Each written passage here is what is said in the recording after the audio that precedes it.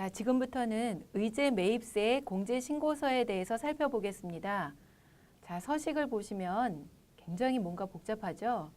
자, 아주 많은 내용이 들어 있습니다. 그러면 하나씩 좀 부분적으로 살펴보도록 하겠습니다. 자, 의제 매입세액을 계산할 때는 여러분도 아시겠지만 면세 농산물 등의 가액에 공제율을 곱하는데 이 가액을 다 인정해 주는 게 아니라 일정 한도만큼만 적용을 해서 인정을 해주고 공제율은 각 업종이나 뭐 개인 법인에 따라서 다릅니다. 서식 작성 방법은 서식을 이제 부분적으로 좀 살펴보겠습니다. 맨 위에 면세 농산물 등 매입가액 합계라는 부분이 있는데요. 이 부분은 면세 농산물을 이제 사업자로부터 매입한 면세 농산물 등 또는 농어민 등으로부터 매입한 것을 일단 구분을 하고요. 사업자로부터 매입한 것은 계산서로 매입했는지 신용카드 등으로 결제해서 매입했는지를 구분해서 여기 매입처 수와 매입 가액 그리고 공제율과 의제 매입 세액 금액을 이렇게 기재하도록 되어 있습니다. 공제율을 보면 이게 공제율 표인데요. 자, 음식점과 제조업 그리고 기타 업종에 따라서 이렇게 공제율이 다르게 되어 있습니다. 오른쪽에. 자, 음식점은 다시 또 나뉘는데 과세 유흥 장소 경영자, 그러니까 주점 같은 거죠. 주점 같은 경우에는 104분의 4를 공제해 주고요. 주점이 아닌 음식점을 경영하는 사업자 중에서 개인 사업자, 그러니까 개인 음식 사업자죠. 108분의 8을 공제합니다. 그런데 2018년 1월 1일부터 2019년 12월 31일까지는 과세 표준이 2억 원 이하인 경우에는 109분의 9를 공제하도록 세법이 개정되었습니다. 여기서 과세 표준이라 함은 1년간의 과세 표준이 아니라 6개월간의 과세 표준을 말합니다. 그래서 신고할 때마다 과세 표준이 얼마인지를 봐야 되겠죠. 음식점인 경우에. 신고할 때 6개월 과세 표준이 2억 원 이하다라고 하면 109분의 9를 공제하고 2억 원이 초과됐다라고 하면 108분의 8을 하면 됩니다.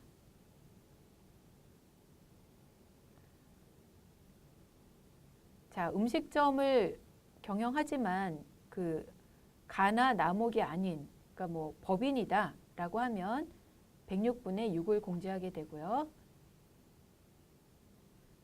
제조업인데 중소기업 그리고 개인 사업자인 중소기업일 때는 104분의 4, 기타의 사업자는 102분의 1을 공제하도록 되어 있습니다.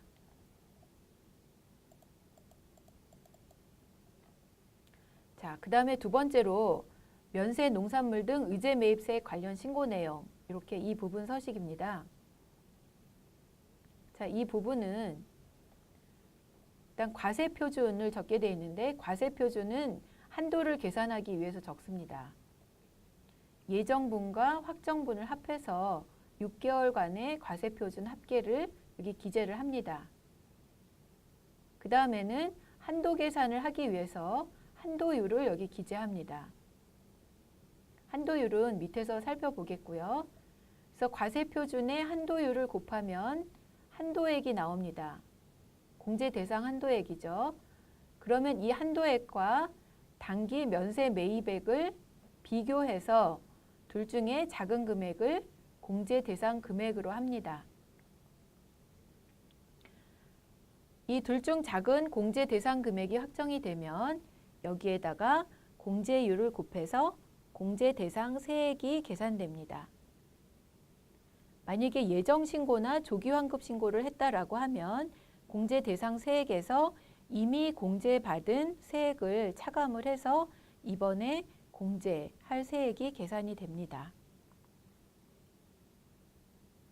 자, 아까 한도율을 보기로 했는데 한도율은 개인 사업자와 법인 사업자가 다르고 개인 사업자는 또 음식점업과 기타 업종, 또 같은 업종에서도 이 과세 표준 금액에 따라서 다릅니다. 여기에서 말하는 과세표준도 6개월간의 과세표준입니다. 그래서 각 업종이나 이렇게 개인, 법인 등에 따라서 가장 낮은 경우는 법인 사업자가 과세표준의 35%, 가장 높은 것은 개인 음식점이고 6개월 과세표준이 1억 원 이하이면 60%. 그래서 이 사이에서 이렇게 차이가 있다는 것을 보시면 되겠습니다. 그 다음에 매입 시기 집중 제조업, 면세 농산물 등 의제 매입세 관련 신고 내용이라고 있는데 이거는 제조업에 해당이 되는 거고요. 예를 들어서 딸기잼을 만드는 제조업이라고 생각을 해보겠습니다. 딸기는 수확 시기가 4월에서 6월이 제철이라고 합니다. 그러면 딸기잼을 만드는 이 회사는 4월에서 6월에 집중적으로 매입을 할 것입니다. 그러면 1기 신고를 하면서는 매입액이 너무 많아서 한도 초과액이 생기고 2기 신고를 할 때는 매입액이 거의 없어서 한도는 많이 남아있는데 매입액이 별로 없으니까 또 공제를 받지 못하게 돼서 이래저래 공제를 별로 못 받게 되는 불합리한 점이 발생합니다. 그래서 이런 제조업에 대해서는 2기 확정 신고를 할 때 1년간을 합해서 과세표준은 1기와 2기를 다 합하는 거죠. 1년간 걸 합해서 한도 계산을 할 수 있도록 해주는 제도입니다.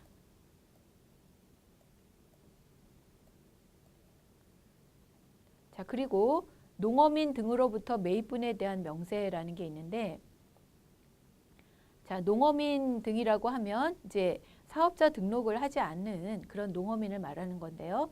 농어민 등으로부터 매입을 하는 경우에는 계산서나 또 카드 전표 등을 받을 수가 없기 때문에 이럴 때는 농어민의 성명과 주민등록번호를 적어서 이 의제 매입세 공제를 해줄 수 있는데요.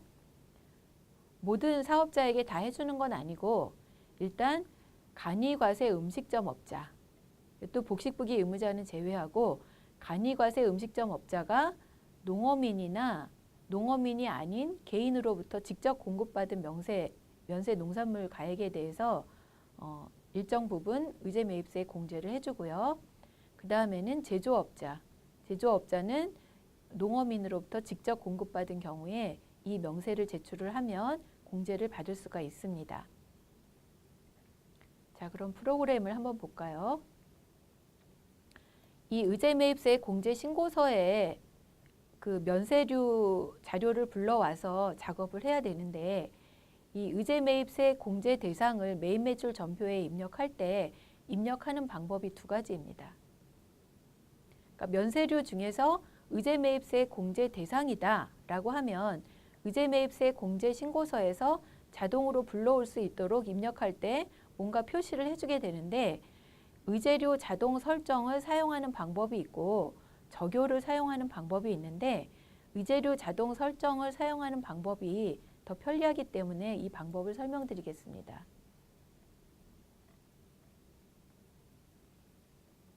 자, 일단 의제 매입세 공제 신고서에서 이 불러오기라는 거를 누르면 매입 매출 전표 입력에서 데이터를 불러오는데 이 데이터를 이제 불러오기 위해서 의제료 자동 설정을 하는 방법 등은 이 사례 연습을 보면서 다시 설명을 드리겠습니다. 자, 계산서 매입 내역이 이렇게 있습니다.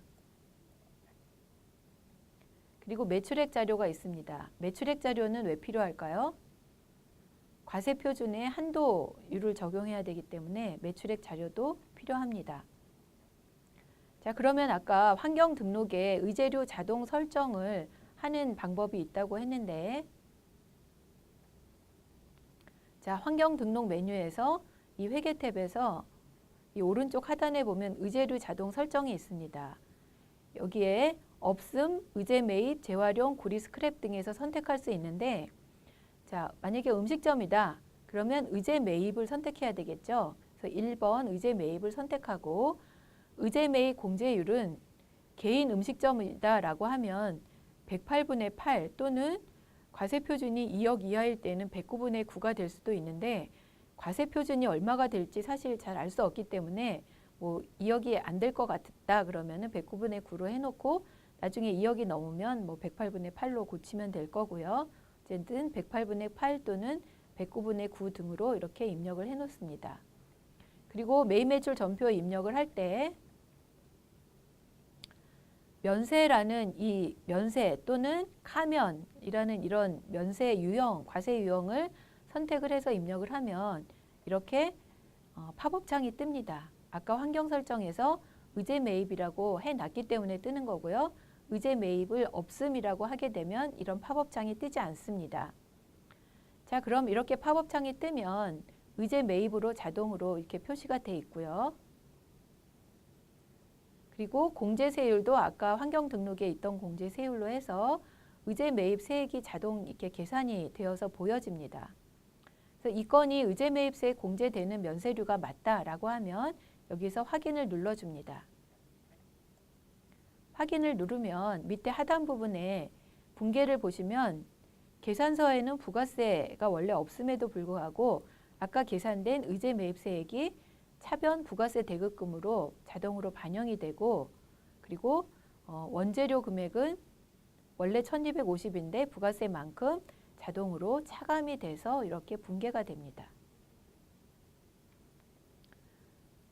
이렇게 분계가 끝나고 전표 입력이 끝나고 나면 의제 매입세 공제 신고서를 작성하게 되는데 먼저 전표에서 데이터 불러오기를 이렇게 불러오기를 하면 아까 입력됐던 내용들이 이렇게 불러와집니다.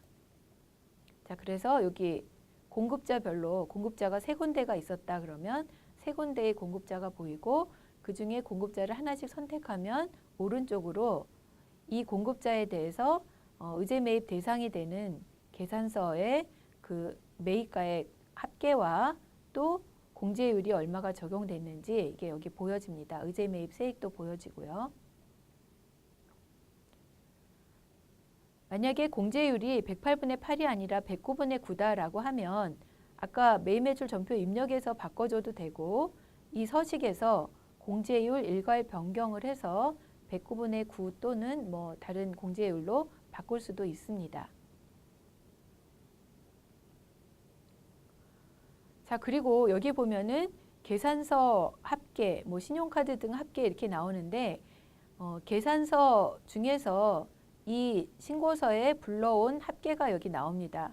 그래서 이 회사는 계산서 100%가 다 의제 매입세 공제 대상이다라고 하면 계산서 합계표에 있는 금액과 여기 불러온 계산서 합계가 일치되어야 하겠죠.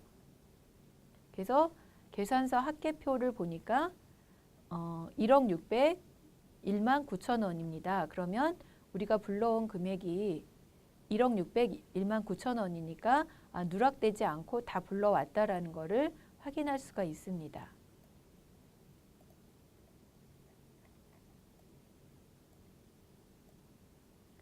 다음에 다 불러온 걸 확인하고 나서는 이제 공제율이 맞는지 혹시 틀리면 수정을 해야 되는데 공제율은 이렇게 108분의 8인데 여기를 눌러보면 이렇게 여러 가지 공제율이 있기 때문에 여기에서 맞는 거를 선택을 하실 수도 있습니다.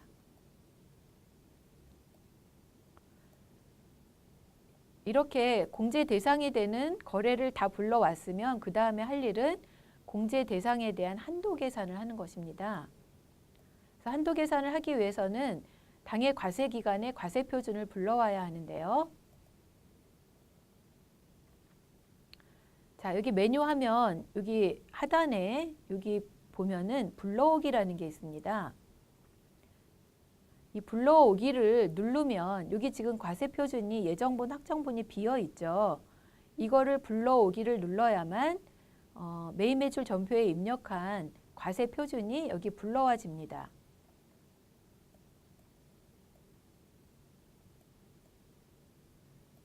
그래서 이거를 불러와서 보니까 이 회사는 이제 예정 신고는 하지 않았고 확정 신고만 하니까 확정분의 과세 표준이 2억 2,500만 원으로 불러왔습니다. 그러면 이 회사는 아까 개인 음식점이니까 2억 이하라면 공제율이 109분의 9가 돼야 하는데 2억 2,500만 원이니까 108분의 8이 맞는 거죠. 그 다음에는 한도율을 결정을 해야 되는데 한도율은 개인 사업자이면서 음식점이면서 또 과세표준은 2억 원 초과입니다. 그러면 과세표준 곱하기 45% 이게 한도입니다. 그러면 여기에서 한도율을 45%를 선택합니다. 이 한도율을 누르면 이렇게 한도율 목록이 나오기 때문에 여기에서 보고 판단을 하시면 됩니다.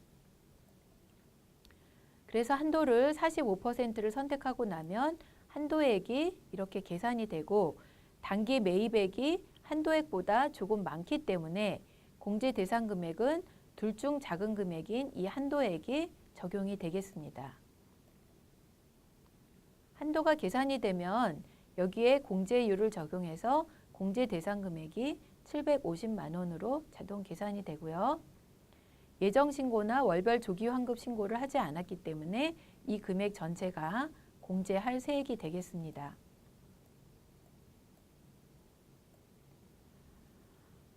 자, 그러면 분계를 좀 조정을 해야 되는데 아까 매입 매출 전표 입력을 하면서 그 108분의 8에 대해서 전체를 다 부가세 대급금으로 잡고 원재료를 차감했는데 지금 한도 초과분에 대해서는 매입세 공제를 못 받게 되니까 못 받게 되는 의제 매입세액만큼은 다시 원재료를 복귀시키고 부가세 대급금을 줄여주는 이런 분계를 해주셔야 하겠습니다. 그래서 이런 분계를 의제 매입 한도 초과분으로 해서 일반 전표 입력에서 분계를 해주십니다. 자, 이렇게 하고 나면 부가세 신고서에 어떻게 반영이 되어 있는지 보면 자, 매입세액 부분 중에 그 밖에 공제 매입세액은 요 우측을 보면 그 밖에 공제 매입세액에 여러 가지가 있는데 신용카드 등 매입세액 공제도 그 밖에 공제 매입세액에 반영이 되는 거고 의제 매입세액도 여기 반영이 됩니다. 그래서 여기 반영된 합계가 이거 신고서 왼쪽에 이쪽에 반영이 750만 원으로 이렇게 되는 것입니다. 자, 그러면 의제 매입세 공제에 대한 내용을 설명을 드렸고요. 다음 시간에는 이제 부속 명세서에 대한 그 설명은 이것으로 끝내고 신고서 작성에 대해서 공부하도록 하겠습니다. 수고하셨습니다.